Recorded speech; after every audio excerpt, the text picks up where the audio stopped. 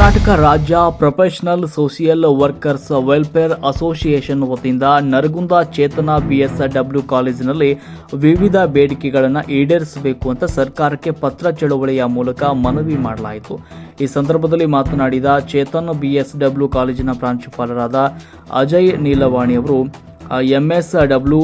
ಸ್ನಾತಕೋತ್ತರ ಪದವೀಧರರು, ಆರೋಗ್ಯ ಇಲಾಖೆ, ಮಹಿಳಾ ಮತ್ತು ಮಕ್ಕಳ ಅಭಿವೃದ್ಧಿ ಇಲಾಖೆ, ಗ್ರಾಮೀಣ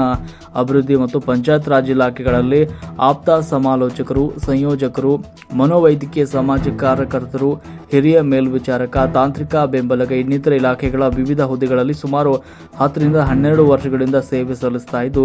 ಗುತ್ತಿಗೆ ಮತ್ತು ಹೊರಗುತ್ತಿಗೆ ಆಧಾರದಲ್ಲಿ ದುಡಿಯುತ್ತಿದ್ದಾರೆ. ಸರ್ಕಾರ ಈ ಗುತ್ತಿಗೆ ಮತ್ತು ಹೊರಗುತ್ತಿಗೆ ಪದ್ಧತಿಯನ್ನು ನಿಲ್ಲಿಸಿ ಶೀಘ್ರವೇ ಕಾಯಂ ಮಾಡಿಕೊಳ್ಳಬೇಕು ಅಂತ ಸರ್ಕಾರಕ್ಕೆ ಪತ್ರ ಚಳವಳಿಯ ಮೂಲಕ ವಿನಂತಿಸಿಕೊಳ್ಳಲಾಯಿತು. ಮತ್ತು ಬಿಎಸ್ಡಬ್ಲ್ಯೂ ಪದವಿ ಮತ್ತು ಎಂಎಸ್ಡಬ್ಲ್ಯೂ ಸ್ನಾತಕೋತ್ತರ ಪದವಿ ತೇರ್ಗಡೆಯಾದ ಹೊಸ ಅಭ್ಯರ್ಥಿಗಳಿಗೆ ಸರ್ಕಾರದ ವಿವಿಧ ಇಲಾಖೆಗಳಾದ ಶಿಕ್ಷಣ ಇಲಾಖೆ, ಸಮಾಜ ಕಲ್ಯಾಣ ಇಲಾಖೆ, ಗೃಹ ಇಲಾಖೆ, ಕಾರ್ಮಿಕ ಇಲಾಖೆ ಇನ್ನಿತರ ಇಲಾಖೆಗಳಲ್ಲಿ ಹೊಸದಾಗಿ ನೇಮಕ ಮಾಡಿಕೊಳ್ಳಬೇಕು ಅಂತ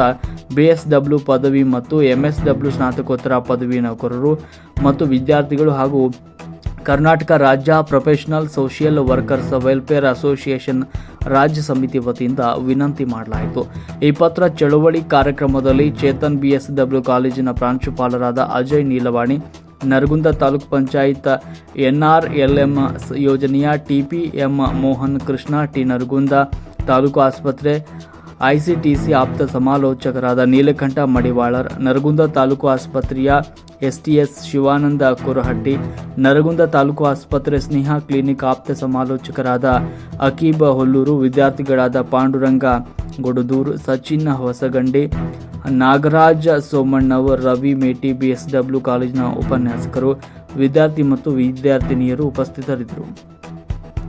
ವರದಿ ಗುರುನಾಥ್ ಕೆಂಗಾರ್ಕರ್.